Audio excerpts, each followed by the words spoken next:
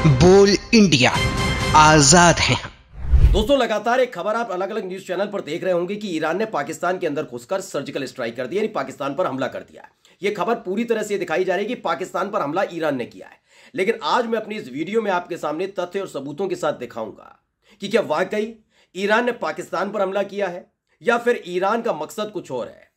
वो भी तब जब ईरान और पाकिस्तान एक साथ मिलकर साझा युद्ध अभ्यास कर रहे हैं।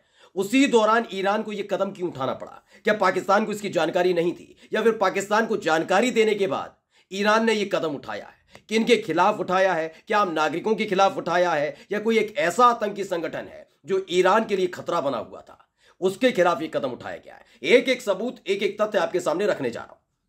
नमस्कार, मैं हूं प्रज्वल गौतम और आप देख रहे हैं बोल इंडिया। सबसे पहले आपको मैं बता दूं कि आपको याद ही है कि पिछले 3-3.5 महीने से हमास और फिलिस्तीन और इजराइल के बीच संघर्ष चल रहा है।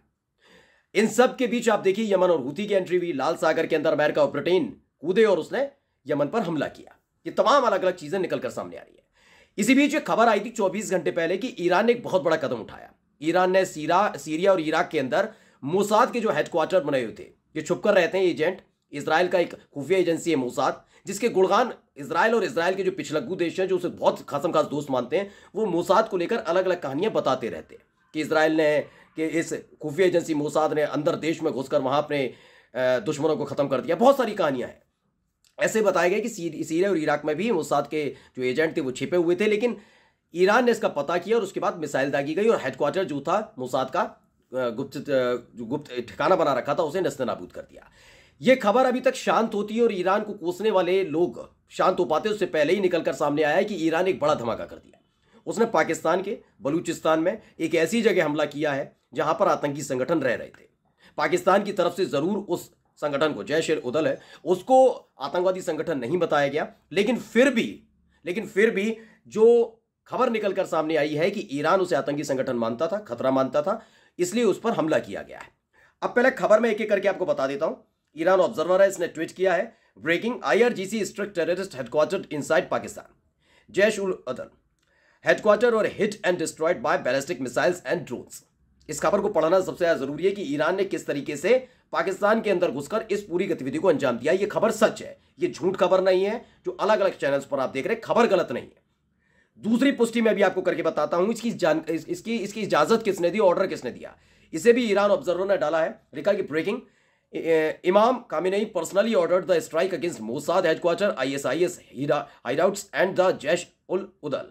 Jaish-ul-Adl has not been designated as a terrorist group in Pakistan. पढ़ लिया, यानी खामनेई ने ही खुद जाकर ऑर्डर दिया था मोसाद के खिलाफ, ISIS के खिलाफ और साथ साथ द जैश-उल-अदल के खिलाफ। वो पता लगे कि पाकिस्तान में ये संगठन जिस पर हमला ईरान की तरफ से किया गया उसे टेररिस्ट ऑर्गेनाइजेशन यानी आतंकवादी संगठन नहीं बताया जाता। अब जो खबर आई है वो पढ़िएगा। सबसे महत्वपूर्ण खबर ये भी है, इसमें बताया Iran is now striking terrorist headquarter inside Pakistan with ballistic missile. इस खबर को मैं हिंदी में आपको बताता हूं क्या लिखा हुआ है। इसमें साफ साफ ये लिखा हुआ है कि ईरान अब पाकिस्तान के अंदर घुसकर आतंकी मुख्यालयों पर बैलिस्टिक मिसाइलों से हमला कर रहा है। जैश-उल-अदल मुख्यालय पर बैलिस्टिक मिसाइलों और ड्रोन से हमला कर उसे नष्ट कर दिया। बलूचिस्तान में आतंकवादी समूह जैश-उल-अदल के 2 ठिकाने नष्ट हो गए, भारी नुकसान की खबर है। लेकिन यह बताया जा रहा है कि यह सर्जिकल स्ट्राइक था, वो भी तब जब ईरान और पाकिस्तान लगातार साझा युद्ध अभ्यास कर रहे हैं तब। यह खबर जो है मेगाट्रॉन ने डाली है और इस खबर को पढ़ना सबसे ज्यादा जरूरी हो जाता है। इसमें जो मेगाट्रॉन ने बताया पूरा विश्लेषण और पूरी जानकारियां इसके साथ साझा की गई हैं। इसमें जो लिखा हुआ है कि ईरान टारगेटेड टेररिस्ट ऑर्गेनाइजेशन इन पाकिस्तान, बताया गया है कि ईरान की तरफ से पाकिस्तान के अंदर जो टेररिस्ट ऑर्गेनाइजेशन है यानी आतंकवादी समूह है उसे निशाना बनाया गया। आगे लिखा है पाकिस्तान को हमले के बारे में पहले से पता था। मैं नहीं कह रहा हूं, पढ़ लीजिए। सरकारों को ऐसे मामलों के बारे में हमेशा सूचित किया जाता है और यहां तक कि अमेरिका और ईरान भी इस तरह के हमलों के मामले में नियमित रूप से एक दूसरे को सूचित करते हैं। उन्होंने पाकिस्तानी जनता या सरकार को नहीं बल्कि वहां सक्रिय आतंकीवादी संगठन को निशाना बनाया। अब क्यों बनाया वो भी बताता हूं। हालांकि पाकिस्तानी सरकार ने हमले की निंदा की और परिणामों की घोषणा की, लेकिन जैसा कि आप जानते हैं नई पाकिस्तानी सरकार रिश्वतखोर सांसदों के साथ इमरान खान को सत्ता से बाहर करने के बाद अमेरिका की मदद से सत्ता में आई है। जब इमरान ने विदेश नीति को पूरी तरह से रूस की ओर मोड़ने की घोषणा की, ईरान और पाकिस्तान ने भी आज फारस की खाड़ी में नौसेना अभ्यास किए। पढ़ लीजिए।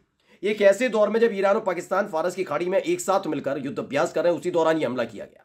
यह हमला साफ तौर पर उन लोगों को एक संदेश देना भी है जो अमेरिका की शय पर अपनी सरकार चला रहे हैं, जो आतंकवादी संगठनों को पलने देते हैं। आपको याद करिएगा, मैं आपको लेकर चलता हूं अफगानिस्तान की तरफ। सोवियत संघ के साथ जंग के हालात बने हुए थे और सोवियत संघ के खिलाफ युद्ध लड़ने के लिए अमेरिका को एक ऐसा इलाका चाहिए था जहां से वो आराम से रूस पर हमला कर सके। उसने अफगानिस्तान को अड्डा बनाया था। अफगानिस्तान को अड्डा बनाने के बाद वहां के जो लोग थे उनको पहले नशे की आदत डलवाई, हथियार मुहैया कराई, तमाम चीजें थी। ये सब चीजें आपको, आप जाइए गूगल पे जाएंगे पता लग जाएगा। अफगानिस्तान के अंदर तालिबान को जिसने खड़ा किया उसका नाम है सिर्फ और सिर्फ अमेरिका। उसके बाद हालात ये हुई कि अमेरिका से संभल नहीं पाया, उसे लगा था कि सोवियत संघ टुकड़े टुकड़े हो गया, मेरा काम बन गया, वो निकल गए वहां से। वो तालिबान जो था वो अलग अलग तरीके से बढ़ता चला गया और एक बार आपको याद होगा कि हमला अमेरिका के अंदर ही हुआ था, एक बहुत बड़ा हमला हुआ था। तब जाकर अमेरिका को लगा इसे आतंकवादी संगठन घोषित कर देना चाहिए। यानी आप समझिए इसी तरीके से वो अलग अलग गतिविधियों को अंजाम देता रहा। ऐसे वो पाकिस्तान का इस्तेमाल कर रहा है, ऐसे वो सीरिया और इराक में अपने बेस कैंप बना के करता रहा है। लेकिन ईरान ने कहा कि अब ये सब चलने नहीं दिया जाएगा। जहां जहां भी, जिस जिस जगह भी ऐसे देश और ऐसी चीजें या ऐसे संगठन सक्रिय हैं जो अमेरिका या फिर इजराइल जैसे देशों की मदद करते हैं, उन्हें बख्शा नहीं जाएगा। इसीलिए हमला किया गया है। आगे इसी में लिखा है कि उन आतंकवादियों ने ईरान के बाजारों, सार्वजनिक स्थलों पर आत्मघाती हमलावरों के रूप में महिलाओं, बच्चों, नागरिकों को निशाना बनाकर ईरानी नागरिकों के खिलाफ हमले किए। इस आतंकवादी संगठन पर जो आरोप है वो बता रहा हूं आपको। ईरान ने कल से दिखा दिया है कि वो ऐसे आतंकी संगठनों से दूर ही बैलिस्टिक मिसाइलों से निपटेगा। मुझे उम्मीद है कि अगली अवधि में अजरबैजान भी प्रभावित होगा, जो सार्वजनिक रूप से ईरान के खिलाफ सक्रिय मोसाद एजेंटों की मेजबानी करता है। पहले से कह दिया गया, एक मुस्लिम बहुल देश के रूप में अजरबैजान गजा नरसंहार में इजराइल के लिए समर्थन व्यक्त करने वाला पहला देश था।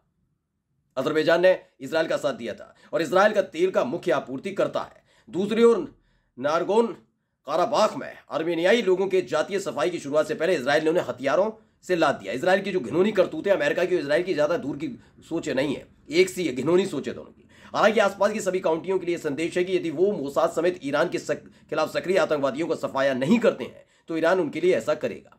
यानी उसने दे दिया है साथ साथ संदेश कि अब संभल जाओ, नहीं मानोगे तो यही अश्रों का। पहले आपने इराक और सीरिया में देख लिया, पाकिस्तान में देख लिया, अगला नंबर किसी का भी हो सकता है। नमस्कार।